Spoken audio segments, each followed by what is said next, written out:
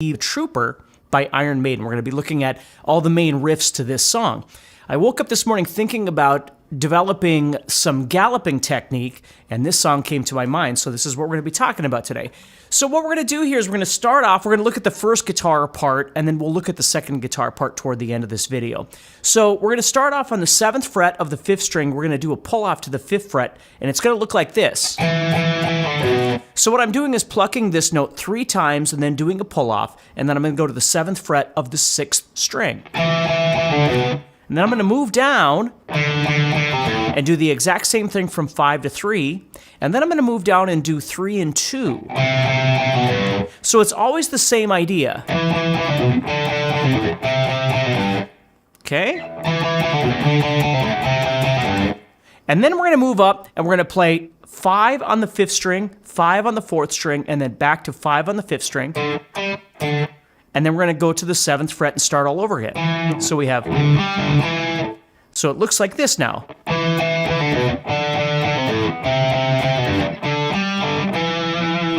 Now, when you start all over, when you first did it, you started on the downbeat. Now we're not starting on the downbeat because this last 7 that we played is actually taking the space of that.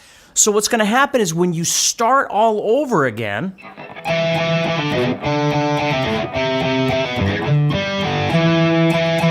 you're only going to pluck this first 7 twice instead of 3 times.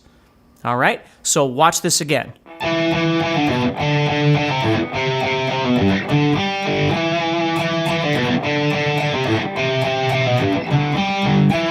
Now the rest of the pattern is exactly the same. So that's the main first riff.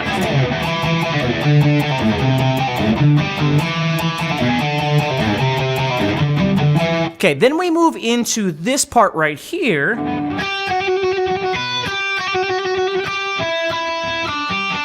And what we're using here is what's called a trill. So we're going to play the 8th fret and the 7th fret of the 2nd string. We're going to play that 8, and as soon as we pluck that 7, we're going to start doing a hammer-on and pull-off sequence. And basically, you're just going to try and do as many as you can, still making it comfortable. So you have... And then you're going to head over to the 7th fret of the 1st string.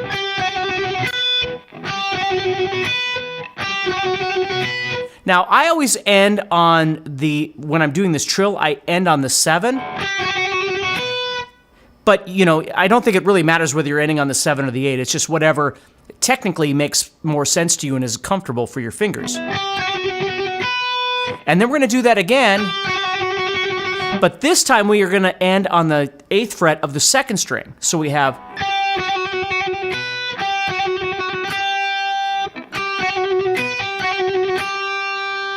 And then we're going to head down to the 9th fret of the 3rd string, pluck that twice, so it looks like this. Then we're going to play 7, 8, 7, 7 on the 3rd string, 8 on the 2nd string, and then back to that 9. Which is an E. So we're again resolving to the key of this song, which is E or E minor.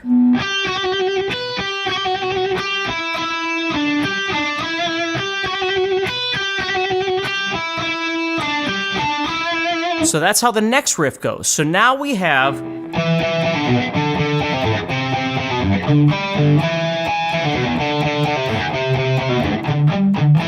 Okay, and then this riff.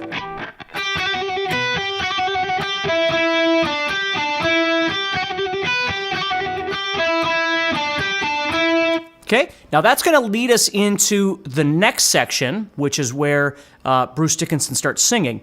So what's happening is, again, we're going to leave that second riff and start a new idea. So as we're coming off...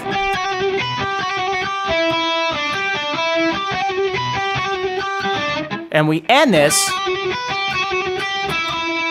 instead of doing that tag at the end, we're going to go... And we're going to play chords.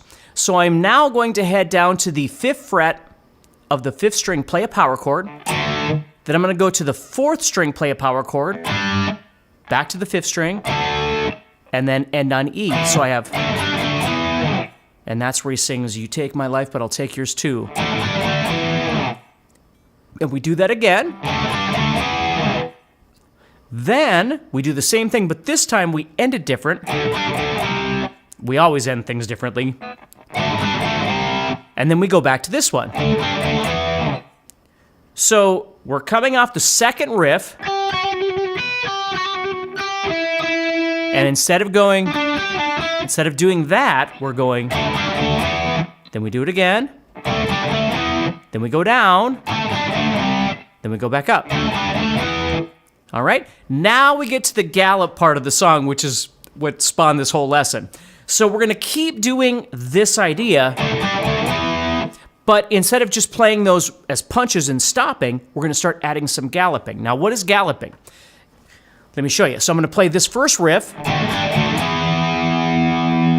and when I get to the 7th fret, that power chord right there, that E power chord on the 5th string, I'm going to start adding in this. And basically what I'm doing here is playing a gallop. Now the way the gallop is done is, if you think about it, I'm going down, and then this up, the last up there, I'm skipping. So I'm really doing groups of 4. Now you could play the whole power chord. I'm just playing the 6th or the 5th string at this point. But you want to skip that last upstroke.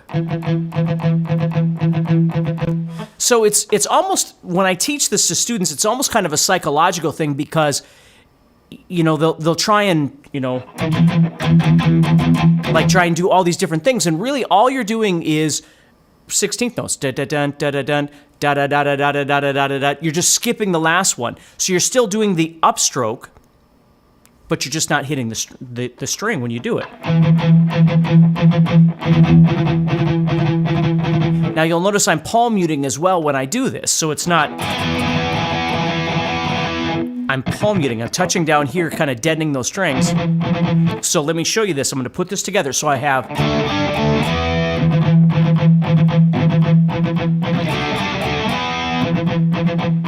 Okay, so what I'm doing there is I'm playing my normal riff, but as soon as I get there and I strum that E, I start doing my 3-note gallop.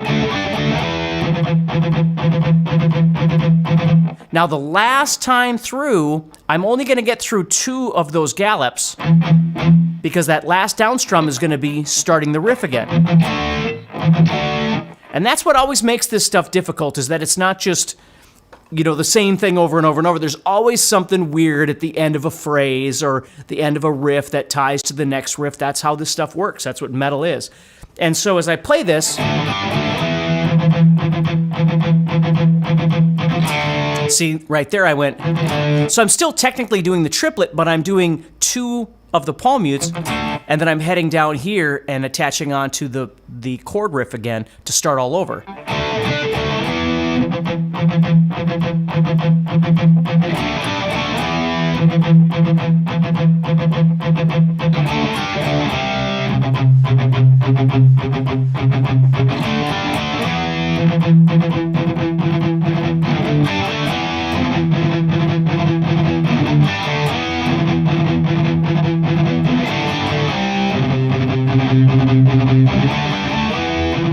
And that's how that works. Now, let me show you a couple things that you can do that might make this a little bit easier, but it's entirely up to you. Sometimes when I do the power chord section, instead of completely moving my hand like this, which I'll do sometimes, from my 5th string power chord to my 4th string and then back to the 5th string.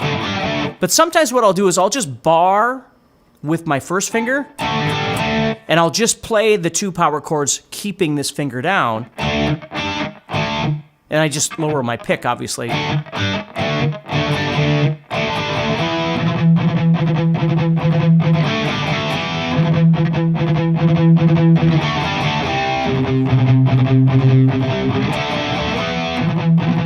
So that's something that you could do too that might make that a little bit easier, okay? And then remember, palm muting on those palm mutes. Trying to avoid palm muting on the power chords, but making sure that you're palm muting on the gallop of the single string. The other thing is when you're practicing this stuff, obviously do it as slow as you need to until you develop it, okay? And then we get done with all of that and we go into the part of the song. So there we're just hitting.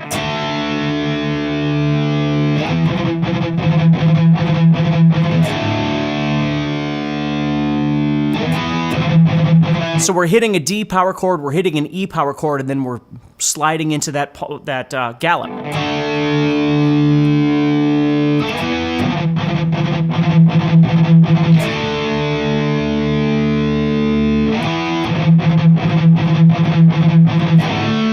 Okay? And then I was going to talk to you about the other harmony guitar part. If you're playing along with somebody or whatever, there's a second guitar part that harmonizes with the...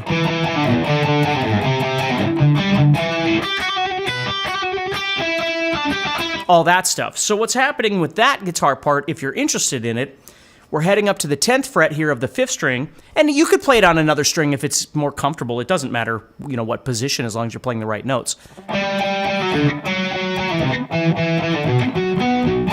So that's what the harmony would be doing, is I'm up here playing 10 and 9 on the 5th string, going to the 10th fret of the 6th string. Then I'm going to play 9, 7, and 8.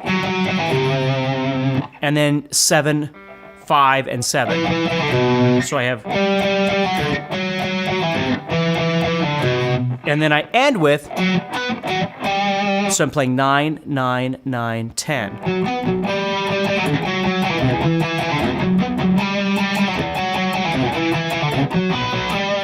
Okay, and then when the other guitar player is doing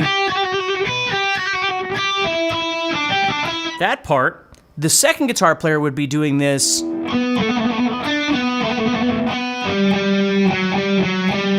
Okay, so what's happening there is I'm doing the same trill idea, but this time I'm on the 4th string doing 7 and 9. And then I drop down to the 7 of the 3rd string. And then I'm going to go to 10 on the 5th string. And then I do 9, 10, 9, 10. Where the other guitar player is doing, this one's going, just doing 9, 10, 9, 10.